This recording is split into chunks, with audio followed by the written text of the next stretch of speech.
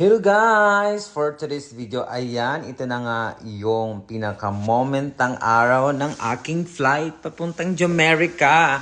Ayan, tumira nga pala ako sa aking kapatid sa Pateros. Maraming salamat. And of course, kan Joel and then kay GM. Ayan, so nag-book tayo ng Uber. Ay, hindi. Nag-book tayo ng Grab nga pala. Shout out kay Kuya. Ayan, so medyo hingal-hingal tayo for today's video. Ang tagal-tagal na rin natin hindi nakakapag voice over. So isi-share ko sa inyo ito yung aking journey from pagbiyahe mula sa bahay papunta sa airport, immigration, and of course sa United States. Ayan.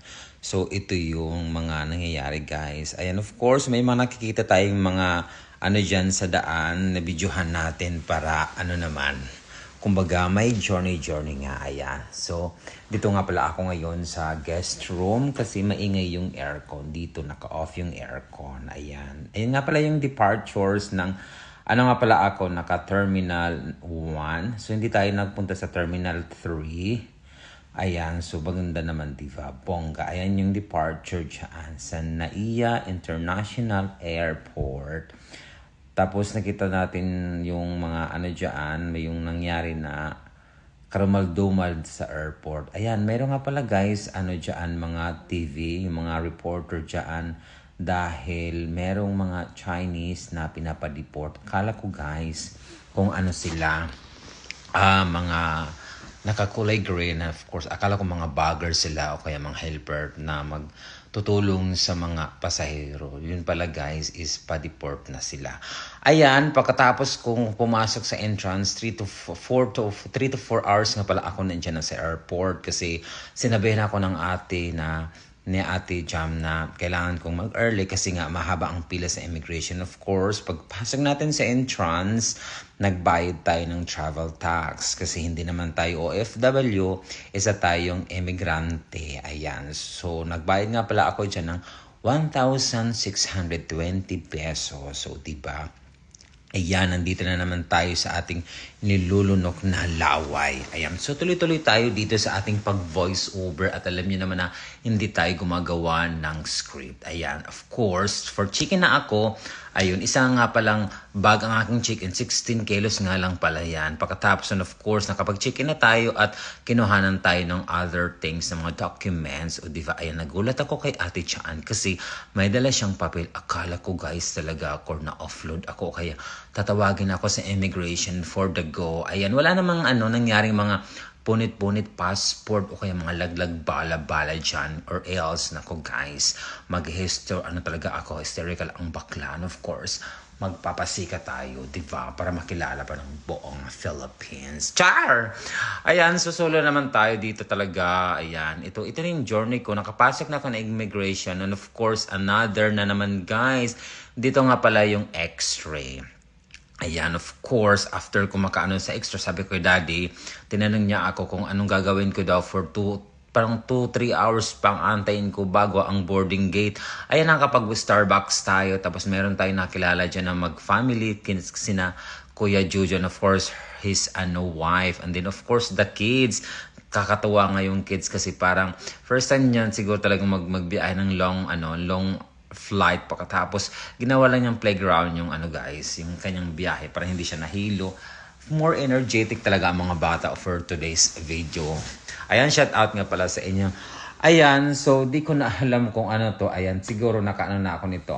Papunta na akong boarding gate, pagkatapos super sa hallway nga pala ito ng airport. And of course, ayan, nakikita natin yung sasakyan natin na Philippine Airlines. Ayan, so dito hinahanap ko yung terminal, kung anong terminal ako, may mga up and down, of course. Parang na-ignorante tayo guys after natin almost 2 years tayo hindi nakakapag-abroad.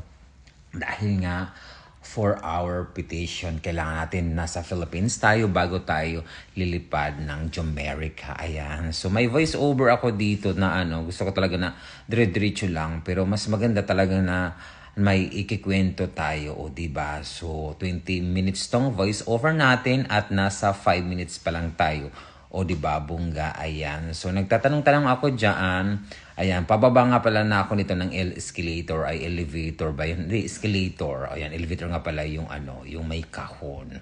Ayan, pagkatapos tiningnan natin yung ating flight kung anong oras. Ayan, guys, ito napakalaking airplane ng Philippine Airlines. Ito yung pang international. Just imagine guys, 13 hours akong nasa plane. Ayan, so dito, habang nagantay-antay tayo, medyo paimot-imot tayo dito. And of course, matawag tayo sa ating friend from Saudi Arabia. Ayan, so sayo tayo. Kumbaga, pinaalis natin yung ating kaba. Dahil nga, sasakay tayo, hindi natin alam, di ba, mga nangyayari for today's video. Dahil, alam niyo nang nangyari sa sa India, o di ba, takot na tayo guys. Diyos ko, huwag naman sana lahat, dapat safe tayo. Ayan, so tinignan natin yung ating passport. Ayan, calling for the boarding gate na. Ayan, so nag-ano na tayo dyan dahil tumatawag na sila.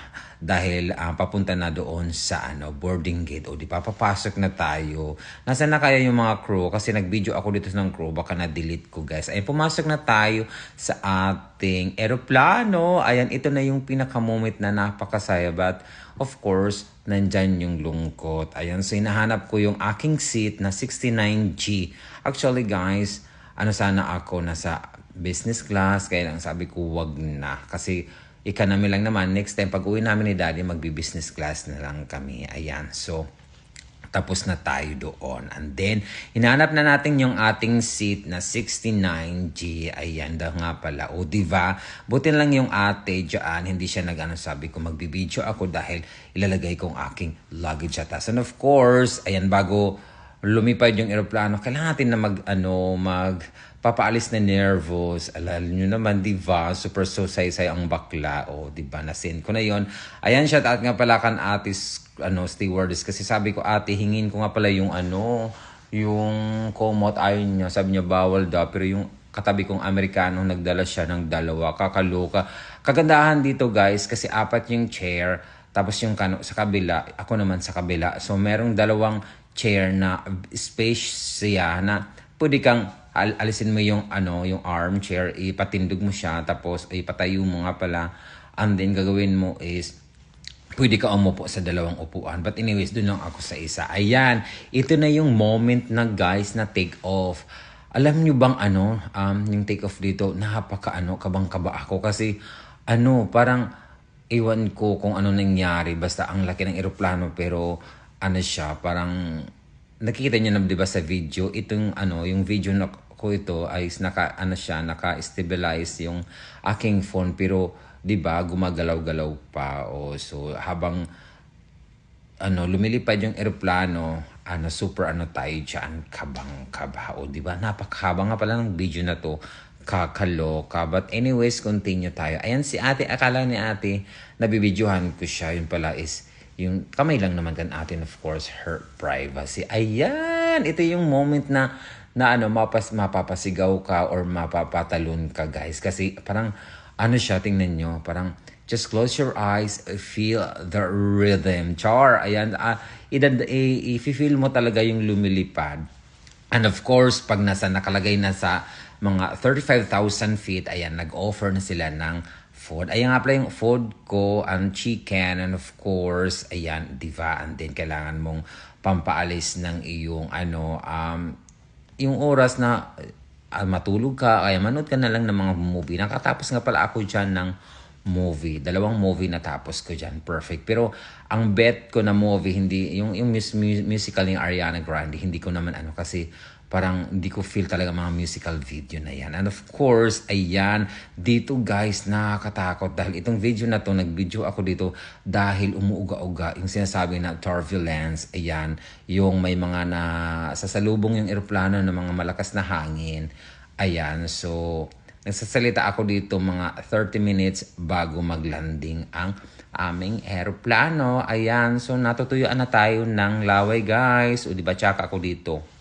almost sleep, tapos ihi ako na kasi napakalamig. Ayan, and then nakapag-offer sila dyan ng snack, tatangin ka, coffee, tea, or whatsoever. Ayan, of course, nag-breakfast yata to. Yes, nag-breakfast na kami dito, and then binigay sa akin yung Hungarian sausage. Sabi ko, wala ako. Ayan, sabi ng stewardess, okay sir, titingnan ko kung meron pwede sa'yo. Ayan nga pala yung tortang itlog. Ayan, allergic na naman ako guys sa tortang itlog. Ayan, almost 10 minutes na tayo nag-voice over. Ayan, mga 1 hour before ng aming flight. Ayan, nandyan nga pala yun guys. Ito na yung sa LA, Los Angeles, California nga pala. Ako it's Los Angeles nga pala. International Airport ako nagbaba. Ayan, so dyan yung aking port of entry. Ayan, so dito may nagsasabi na thank you for flying Philippine Airlines. Welcome to Los Angeles. Mabuhay. Ayan, di ba? Ang ganda. Ayan, so wala tayong pwedeng maisasabi talaga, maisingit lang sa ating voice over. O di ba? Yan naman di ba ang gusto nyo guys. Ayan. Pagkatapos dito gusto ko sana talagang magdala nung kaya si ate talaga kakainis. Gusto ko sanang meron akong souvenir. Kakaloka talaga. Ayan, so antay-antay na tayo para sa pauwi ng palabas nga pala ng airport. So napaka daming mga nangyayari dito. So dito is may mga sinasabi ako dito habang nagba-vlog ako. So hindi ko na i-voice over. So continuous na lang tayo dito guys ng bonggang-bongga. O ano bang pinagagawa ko dito? Ay okay, alam ko na. Ano nga pala dito, paimot-imot ako dito. Pasensya na. Gusto ko tong ikat muna guys. Wait.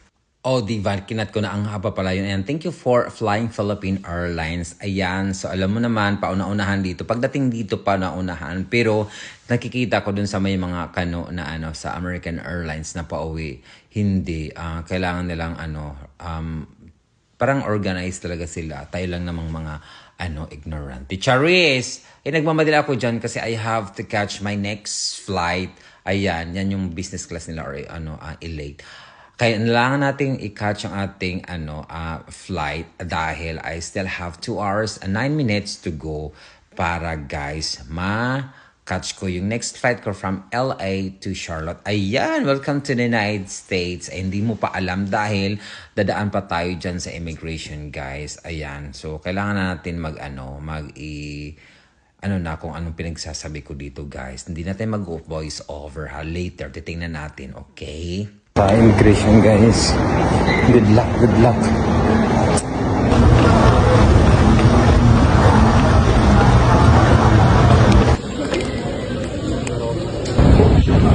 Ayan guys, so natagalan tayo ng konti sa immigration kasi ni-review lahat ng mga documents ko. So, ayan, thank you so much. I think 12 minutes or parang ako na yata natira doon. So, parang kinakabahan tayo. But anyways, it success.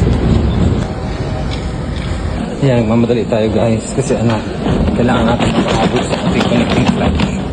Ayan, naipasa na natin yung ating baggage na isa. So, punta tayo naman sa American Airlines para sa Terminal 4. Sakay tayo dito ng carousel. Let's see. Ayan, so umuntik na tayo makasakay dun sa sa bus dahil di natin alam, of course it's good na kailangan natin magtanong. So pupunta ako sa Terminal 4, the next building nakalagay din Terminal 47. Ay grabe. And then habulin natin kasi yung flight ko papuntang Charlotte, North Carolina. It's about 11:54, so I have 2 hours and 9 minutes layover. I'm a little bit hungry and I need to pee. Oh my god, kakaloka. But anyways guys, thank you so much. I'm in now in the United States. The land of opportunity. The land of opportunity. So this is Los Angeles International Airport. Sa domestic naman to. Ayan, so mag-walking tayo. Tama-tama si ate. Sabi sa akin, kailangan mong bilisan and everything. I think very smooth naman lahat. Pero kinakabahan pa rin, di ba? It's a little bit confusing and tricky. So we're here in Chicken Terminal 4. So, let's get it on. Ayan, nakadaan na naman tayo at nakapag-chicken na tayo ng ating bagahe. Napunta na tayo sa gate 460 bound to Charlotte, North Carolina. Dito marnakit. Grabe. Oh my God. Ayan, so nakalampas na tayo, nakapag na tayo dito. So puntahan na natin yung ating mga bagahe na naman dahil bago tayo sumakay dyan at nakapag-chicken na tayo and then naghanap tayo ng pwede nating maisnakan o diba, nakapag-coffee tayo and of course nakapag-cinnamon roll. Ayan guys, nadili nga pala yung aking dyan, yung aking flight ng 2 hours. So, ginawa natin, hindi na tayo nag-lunch. Inantay na lang natin yung ating flight. Ayan. So, lagi tayo pumupunta sa CR. And of course, nauna sina Kuya Jujo dahil nga papunta sila ng Reagan, Washington. O, diba? Pakatapos, ayan na guys. Sumakay nga pala ako dyan ng American Airlines. O, diba? Perfect. Parang blue and red ang aking mga planes. Ayan. So, nasa 30 tayo na seat. And of course, ayan, nagbigay sila ng snack muna, juice or pretzels or ayaw ng pretzels kasi akala ko nga, yung pretzels sa atin, diba, yung mga chocolate, yung pretzels lang talaga, iyaan, nakasalted nga pala, hindi ko alam. Diyos ko, ang baklang ignorante.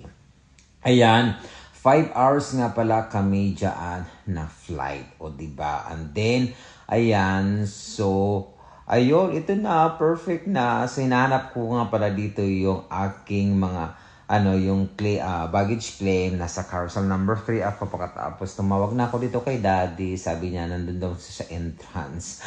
Kakaloka dahil si Daddy, nandun nga pala sa may entrance, sa may, pag yun, yung hallway na yan, nasa gitna siya, nasa malaking poste. Hindi niya ako nakita. At the same time, hindi ko rin siya nakita. Ayan. So, meron dyan nakalagay na, Welcome to United States of America.